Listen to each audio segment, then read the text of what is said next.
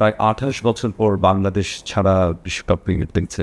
দর্শকদের মধ্যে একটা হতাশা আছে। এটা নিয়ে আমার কাছে মনে হয় যে আমার কাছে মনে হয় যে জিনিসটাকে মানুষজনের সামনেও খুব ভুলভাবে প্রেজেন্ট করা হয়েছে। সো এটা নিয়ে আসলে এত বেশি কথা হয়ে গেছে বা এত কিছু হয়ে গেছে, বাট আই এম শিওর যখন সত্যতার জিনিসগুলো বের হয়ে আসবে মানুষ তখন রিয়েলাইজ করবে। Next level, well done, side by side, free. সত্যটা আসলে আপনি জানতে চাই আসলে আমি জানি না ভাই, আমি তো জানি, হ্যাঁ, বাট এটা আমার দায়িত্ব না সত্যটা বলা। আমি সত্য যে কথাটা আমি ওদিন বলেছি ওটাই সত্য। আমাদের সব কিছু চিন্তা করে আমাদের সিদ্ধান্ত নিতে হবে। আমার কাজ হলো ক্রিকেট বোর্ডের কাজ হলো বাংলাদেশ ক্রিকেট কি ভালো হবে কি ভালো হবে না এটা নিয়ে সিদ্ধান্ত নেওয়া। যারা সরকার চালান তাদের কাজ হলো দেশের জন্য কি ভালো না ওটা নিয়ে সিদ্ধান্ত নেওয়া। তো সরকার বলেন বা অন্য যে কোনো কর্পোরেট হাউস বলেন, সবাই কিন্তু তাদের জন্য কোনটা ভালো না এই জিনিসটা চিন্তা করে সিদ্ধান্ত নেন। তো আমি জিনিসগুলো প্রত্যেকটা জিনিস আবারও আমার ওই প্রেস যে কথাগুলো আমি বলেছি আপনার কথা শুনেন, প্রত্যেকটা জিনিস আমি যা বলেছি পরবর্তীতে এই বোর্ডের লোকজন একই কথাই বলেছেন, আমরা ডায়লগ করছি, আমরা আলোচনা করছি। তো আমিও তো ওই দিন এটাই বলেছিলাম যে আলোচনা করেন। আপনার কথা সেই একই কথা ছিল। সেই আরেকটি বিষয় আমরা দেখলাম যে সিদ্ধান্তটা আসলে কোত্থেকে আসলো, সরকারের পক্ষ থেকে আসলো না বিসিবি থেকে আসলো না ক্রিকেটাররা বললো, এটা নিয়ে আসলে দুই ধর ক্রিকেটারদের এখানে কোনো কিছু ছিল না। এটা তো আমি মনে করি যে এটা প্রত্যেকটা মানুষ বা প্রত্যেকটা জার্নালিস্ট যারা এটার সাথে আছেন সবাই জানেন যে ক্রিকেট প্লেয়ারদের এখানে কোনো সিদ্ধান্ত হয়তো বা ছিল না। বাট প্রবলেম করে ক্রিয়েট হয় কেমনে আমি আপনাকে বলি যে আবার আমার কথাই ফেরত চাই। আমি বলেছিলাম যে কোনো কিছু সাডেনলি উত্তর দিয়ে দিয়েন না। আপনার ক্রিকেট বোর্ড তো একটা অনেক বড় একটা ইনস্টিটিউট। সো একটা পর্যায়ে আপনার গভর্নমেন্টের সাথে তো আপনার আলোচনা করতে হবে। আপনার অনেক কিছুতে গভর্নমেন্টের সাথে আপনার আলোচনা করতে হয়।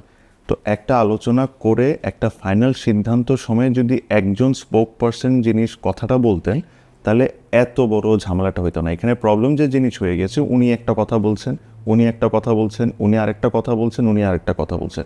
এই জিনিসটা করে আমাদের যে সাধারণ দর্শক আছেন বা ক্রিকেট ফ্যান আছেন এদেরকে একটা আনসার্টেনিটি ক্রিয়েট করে দিয়েছিল। আমি কিন্তু ওই কথাটা ওই দিনও বলেছি। আমি বলছি আপনারা সিদ্ধান্ত নেন। আমি কিন্তু এটা বলি না যে আমি সিদ্ধান্ত নিচ্ছি, আমি বলছি আপনারা সিদ্ধান্ত নেন। আপনারা সিদ্ধান্ত নিয়ে একটা ফাইনাল যখন আসবে তখন আপনারা পাবলিকলি জানান। বাট প্রত্যেকটা স্টেপে যদি আপনারা পাবলিকলি জানানো শুরু করেন আর একটা পর্যায়ে যদি আপনার ডিসিশন চেঞ্জ করতে হয় বা ডিসিশন একটু 19-20 করতে হয় তখন আপনারা করতে পারবেন না, because you have already said what you have said. So আমার কাছে মনে হয় এই পুরো সিচুয়েশনটাকে খুবই ট্যাক্টফুলি আমরা আরও খুব ভালোভাবে হ্যান্ডেল করতে পারতাম। সেটি আসলে সবাই ধারণা আপনি যেটি বলছেন সব শুরু থেকেই। কিন্তু সাবেক যে ক্রীড়া উপদেষ্টা আসিফ নজরুল তিনি একটি কথা বলছেন যে ডিসিশনটা সরকার নিচ্ছিল কিন্তু ক্রিকেটাররা কোনো প্রতিবাদ করেনি। বলছে যে এটাও সত্য যে ক্রিকেটাররা এই সিদ্ধান্তে যে সিচুয়েশন ক্রিয়েট করে দিয়েছিলেন ওই সিচুয়েশনে কি কোনো ক্রিকেটার প্রতিবাদ করতে পারতো? সিচুয়েশনটা ক্রিকেট বোর্ড আর সবাই মিলে যে জিনিসটা তৈরি করে দিয়েছিলেন, একটা সময় তো এমন মনে হচ্ছিল যে দুই সাইড হয়ে গেছে এটা। সো ওই সিচুয়েশনের সময় আপনার মনে হয় কেউ প্রতিবাদ করতে পারতো, কেউ সত্য কথা বলতে পারতো? আমি সত্য কথা বলে আমাকে তো আপনারা অনেক কিছু করে দিলেন ট্যাগিং করে দিলেন, বাট আমার কোনো সমস্যা নেই। আমি এসব নিয়ে চিন্তাও করি না, কারণ আমি যেভাবে করে লাইফটাকে দেখি, আমার লাইফটাকে দেখা হলো যে আমি জানি এটা সঠিক, কিন্তু সঠিক কথাটা বলতে চাইলে আমি বিপদে পড়ব। আর আমি জানি এটা রং, কিন্তু আমি রং কথাটা বললে অনেক মানুষের ভালোবাসা পাবো। I will always choose the opposite, I will always choose the right thing to say. এটার জন্য যদি আমার সমালোচনা করে আমাকে, I am ready to it. Because আজকে বাংলাদেশের জন্য বাংলাদেশকে সার্ভ করে আমি 20 বছর সার্ভ করে এই মানুষজনই কিন্তু আজকে আমি যা আছি তাই বানাইছে।